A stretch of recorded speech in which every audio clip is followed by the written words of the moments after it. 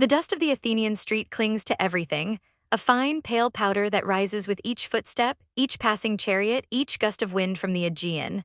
It settles on the worn leather of sandals, on the folds of simple woolen tunics, on the sweat-slicked shoulders of laborers hauling marble blocks from the quarry.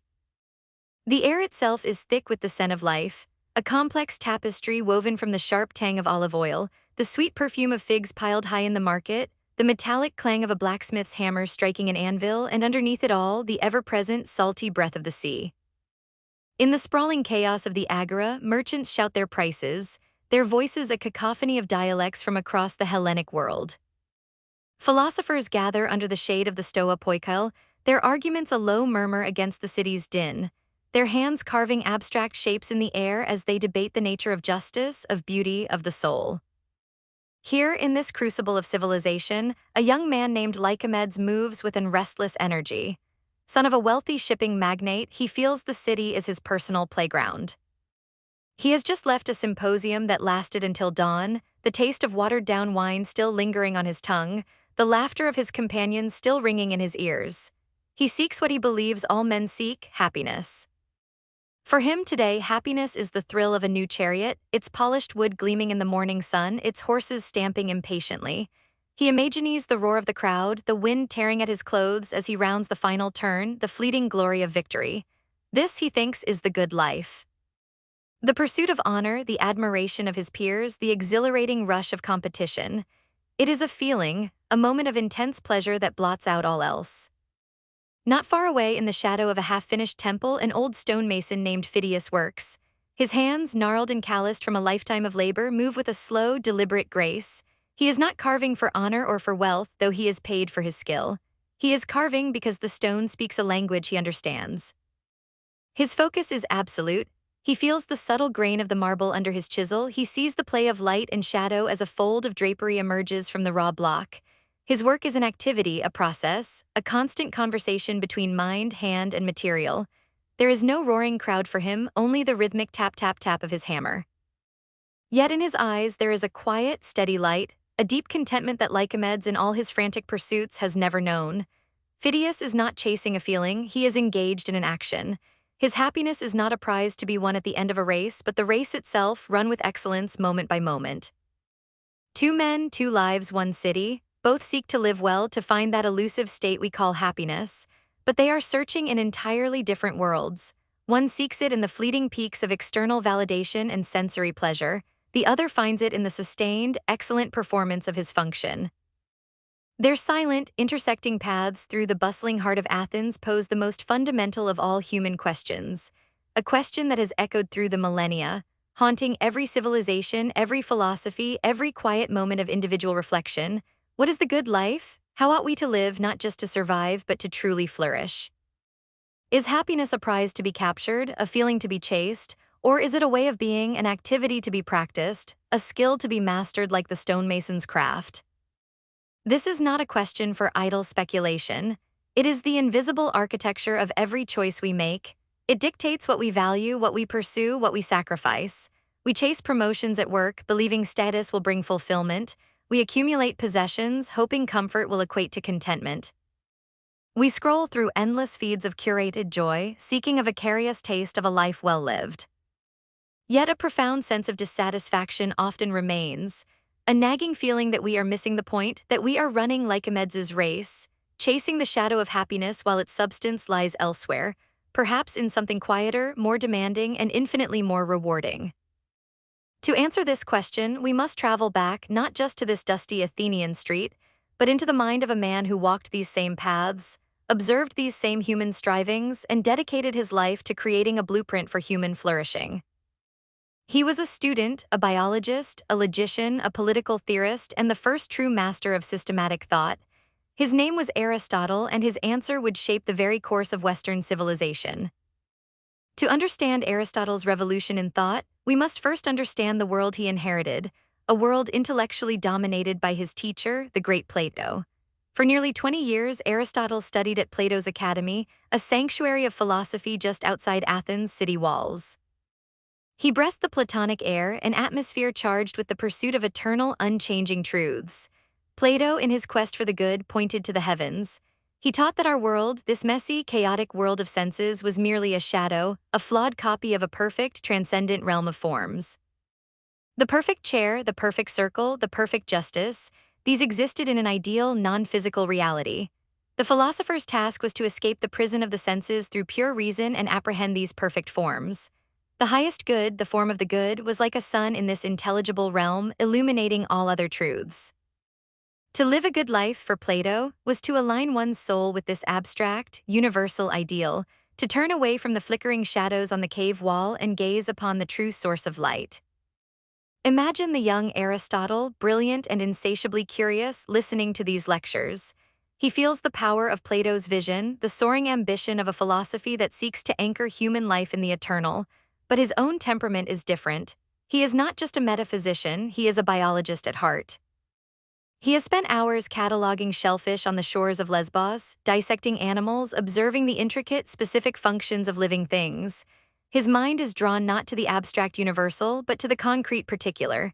He sees that the goodness of a thing is inseparable from its purpose, its function, its ergon. A good knife is not good because it partakes in the abstract form of knifeness. A good knife is good because it cuts well. A good eye is one that sees well. Its excellence, its virtue, its arete is realized in its specific activity. A quiet rebellion begins to stir in his mind. He walks the grounds of the academy, the scent of thyme and rosemary in the air, the sound of cicadas a constant hum. He looks at his fellow students, at the athletes training nearby, at the politicians visiting from the city. He thinks to himself, my master seeks a single, universal form of the good that applies to everything, to numbers, to gods, to people. But how can this be? The good of a doctor lies in creating health. The good of a shipbuilder lies in creating a seaworthy vessel. The good of a lyre player lies in creating beautiful music. Their goods are not the same. Their goodness is found in what they do. It is an action, not an idea. This was the seed of his great departure. He would not point to the heavens, he would point to the earth, to the messy, beautiful, tangible world of human experience. He concluded that if we want to understand what a good human life is, we must first ask a biologist's question. What is the unique function of a human being? What is our ergon? This question, the function argument, is the very foundation of Aristotle's ethics. It is a deceptively simple inquiry that unlocks a profound understanding of our purpose. He begins by observing the hierarchy of life. What do we do? Well, at a basic level, we live, but so do plants. They take in nutrients, they grow, they reproduce.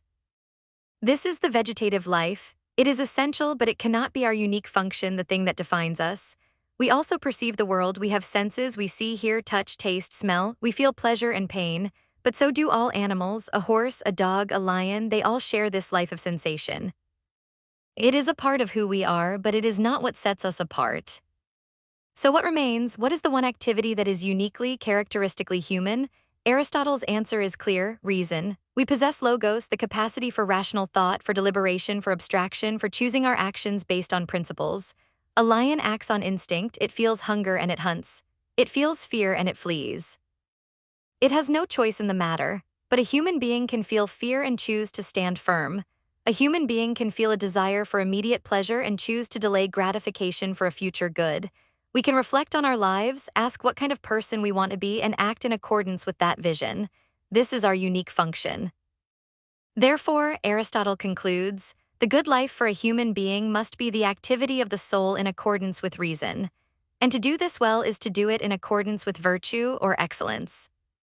This is a seismic shift. Happiness, or eudaimonia, is not a passive state of being. It is not a feeling of contentment you might find by lying in the sun. It is not a prize awarded to you at the end of your life. It is a verb. It is an activity. It is the continuous, lifelong practice of being an excellent human being. Eudaimonia is often translated as happiness, but this is misleading. Our modern idea of happiness is a subjective feeling, a fleeting emotion. Aristotle's eudaimonia is something far more robust and objective. It means human flourishing.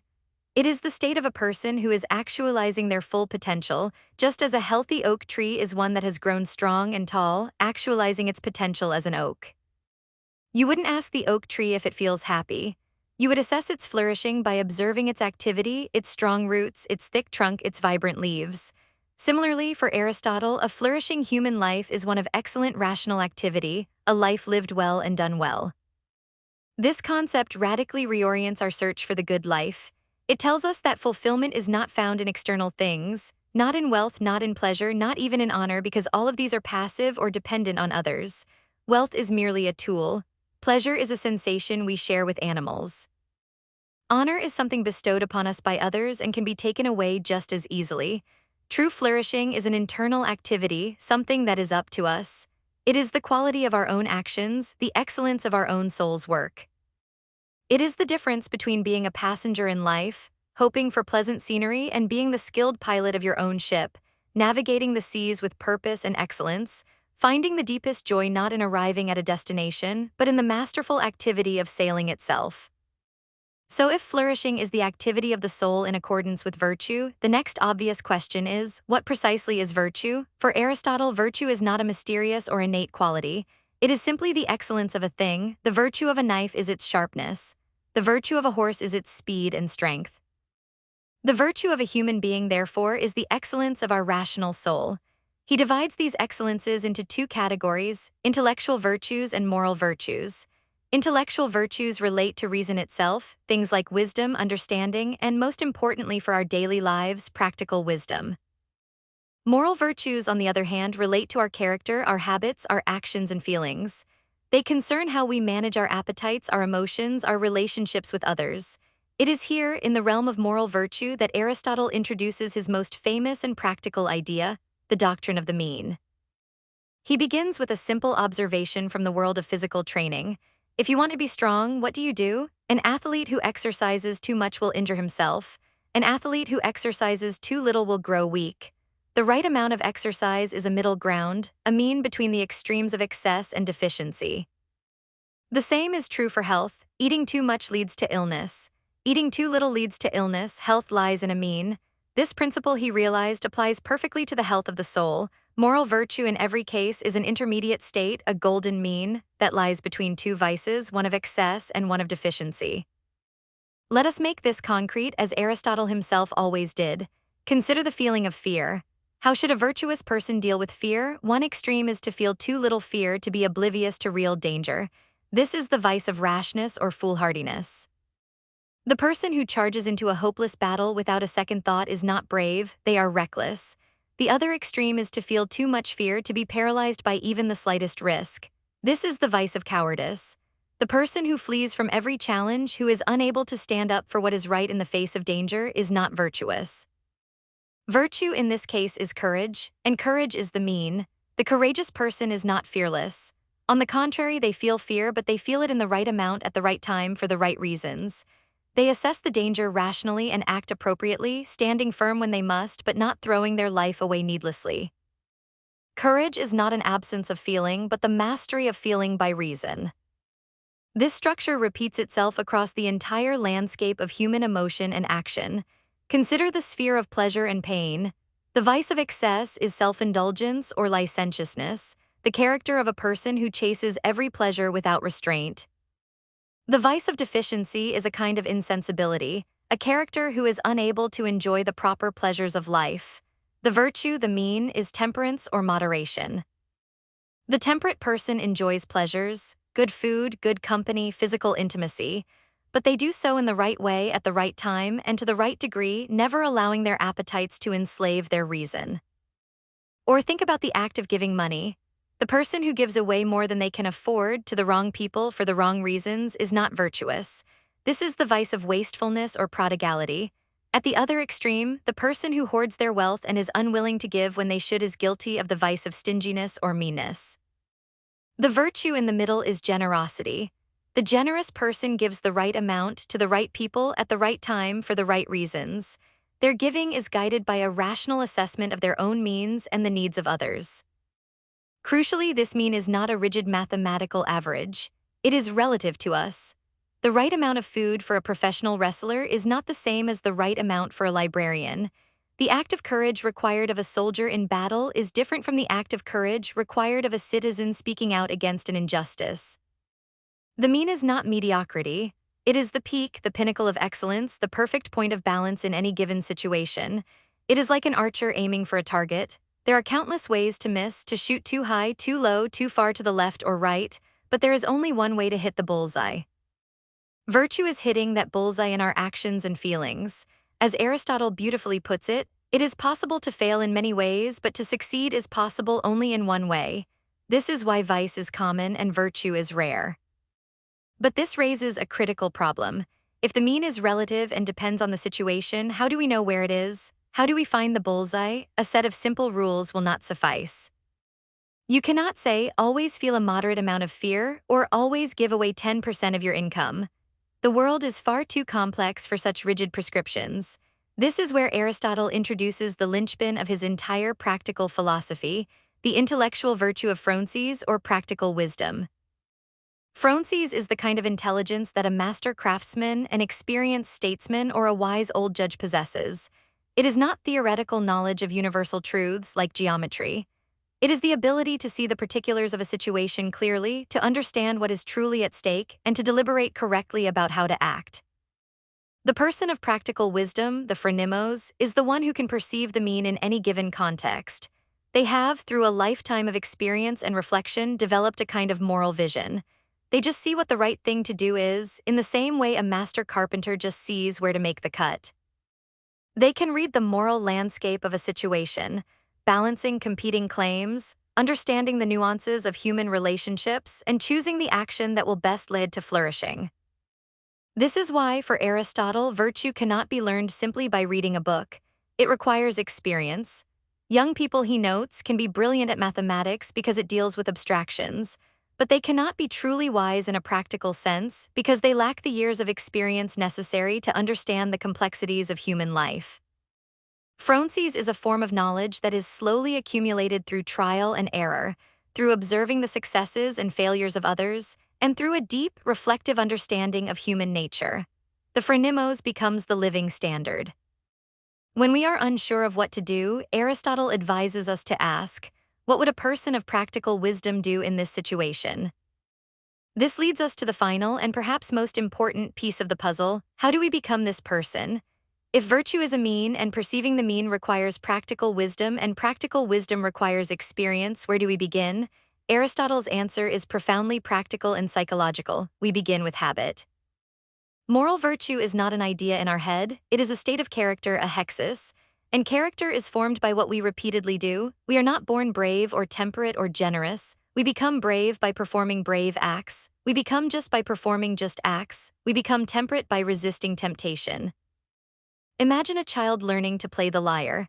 At first, their fingers are clumsy, their movements are awkward and forced, they have to think about every single note, they produce more noise than music. But through constant practice, day after day, week after week, something magical happens. The movements become fluid, second nature. Their fingers seem to know where to go without conscious thought. Eventually, they are no longer just playing notes, they are making music. The skill has become embedded in their very being. For Aristotle, becoming a virtuous person is exactly like this. It is a process of moral habituation. At first, acting virtuously can be difficult. It might require a struggle against our ingrained desires and emotions.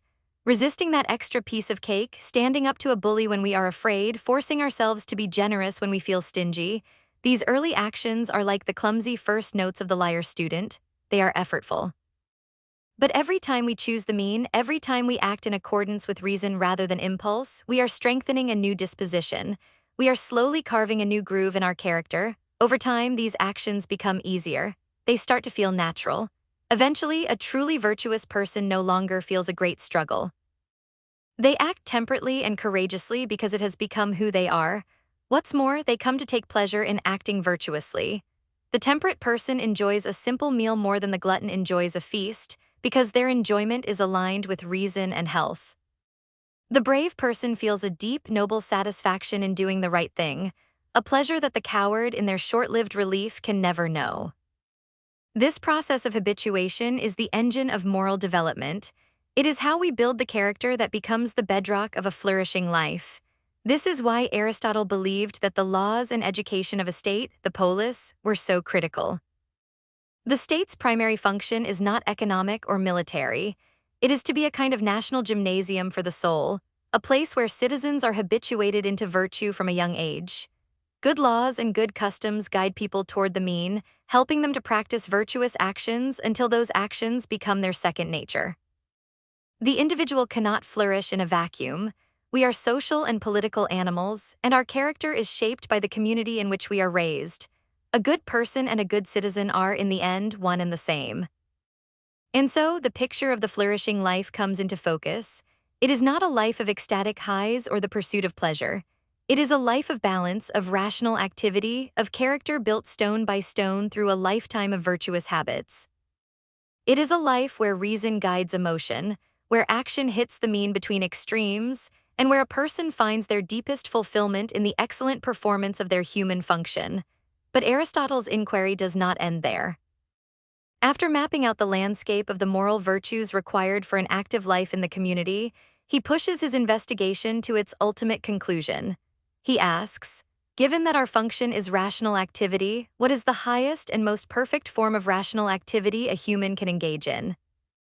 His answer, laid out in the final book of the Nicomachean Ethics, has fascinated and challenged thinkers for centuries. He argues that while the life of moral virtue and political action is a complete and happy life, there is another higher form of flourishing available to us. This is the life of theoria, or pure contemplation. This is the activity of the highest part of our soul, the theoretical intellect as it seeks to understand the deepest, most eternal truths of the universe, the principles of mathematics, the nature of the cosmos, the first cause of all things. Why is this life the highest? Because it is the most perfect expression of our unique function, reason.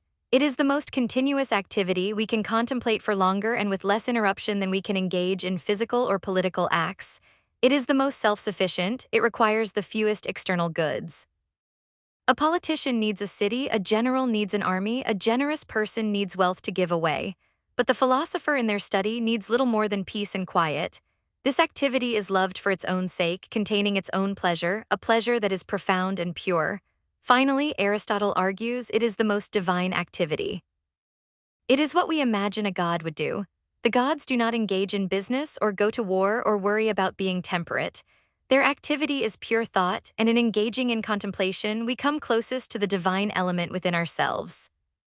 This conclusion creates a profound tension. For 9 books, Aristotle has painstakingly built a portrait of the good life as one of active social engagement, of practicing courage, temperance, and justice in the messy world of human affairs. Now he seems to place a solitary, intellectual life above it. Is he abandoning the practical for the theoretical? Not exactly. He sees the two lives as connected. The life of moral virtue is essential. It creates the stable character and the well-ordered society that makes the higher life of contemplation possible. One must first become a good person before one can become a good thinker. For most people, the flourishing life will be the active life in the community, a life of practicing the mean, raising a family, and being a good citizen. This is a complete and deeply fulfilling existence. But the contemplative life represents the absolute pinnacle of human potential, a peak that few may reach, but which serves as a guiding star for all who value the power of reason. It reminds us that our purpose is not just to manage the world, but to understand it. In this vision, even friendship, Philia, finds its place as essential to the good life. Aristotle devotes 2 full books to the topic, a testament to its importance. He dismisses friendships based merely on utility, the kind of relationship you have with a business partner, or on pleasure, the fleeting bonds of youth based on shared amusements. These are imperfect because they are not based on who the person is, but on what they provide. The highest and truest form of friendship is the friendship of virtue, which exists between 2 good people who love and admire each other for their character. In such a friendship, each person sees their own virtue reflected in the other. A true friend becomes a second self, a mirror for our soul, helping us to know ourselves more fully and encouraging us on the path to excellence. This kind of friendship is not just a pleasant addition to a good life, it is a necessary component of it. It is in the company of virtuous friends that we can most fully exercise our own virtue, engaging in shared rational activity and mutual improvement. A flourishing life is not a solitary one. So we return to the streets of Athens, to Lycomedes and his chariot, and to Phidias and his stone. Through Aristotle's eyes, we see them with a new clarity. Lycomedes is chasing phantoms. His pursuit of honor is dependent on the fickle crowd. His pursuit of pleasure is an endless, unsatisfying cycle. He has mistaken the fleeting accompaniments of a good life for the substance of it. He is not truly acting, but being acted upon by his appetites and his desire for external validation. Phidias, the stonemason, is closer to the truth. His fulfillment comes from an activity, one performed with excellence and guided by a lifetime of practical wisdom. He is actualizing his potential, finding a deep and abiding joy in the work itself. His life has a stability and a purpose that the young aristocrats lacks.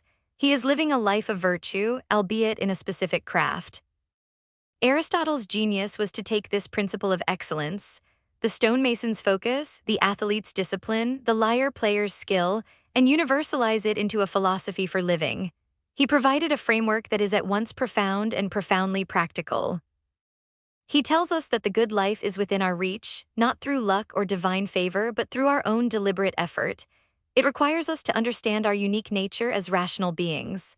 It demands that we cultivate character through habit, mastering our emotions and appetites so they become allies rather than enemies of our reason. It asks us to develop practical wisdom, the moral vision to navigate the complexities of the world and find the mean, the perfect balance point in all that we do. It reminds us that we are social creatures who find our fulfillment in community, in justice, and in the deep bonds of virtuous friendship. And it holds out the highest life of contemplation as a testament to the divine spark of reason within us. His philosophy is not a set of rigid commandments, but a guide, a map for the lifelong project of becoming a better human being. It challenges the very foundations of our modern pursuits. In a world that prizes instantaneous gratification, Aristotle champions the slow, patient cultivation of habit. In an age of extremes, of polarized rhetoric and ideological purity, he offers the wisdom of the mean, of balance, and of situational awareness. In a culture that often defines success by wealth and status, he points to an inner state of flourishing, an activity of the soul that is immune to the whims of fortune. His ethics are a timeless mirror, forcing us to confront the choices we make every day. When we lose our temper with a colleague, are we missing the mean between righteous anger and petty rage? When we endlessly scroll through social media, are we choosing the vice of self-indulgence over the virtue of temperance? When we make a charitable donation, are we acting from genuine generosity or from a desire for public praise? Aristotle does not provide easy answers.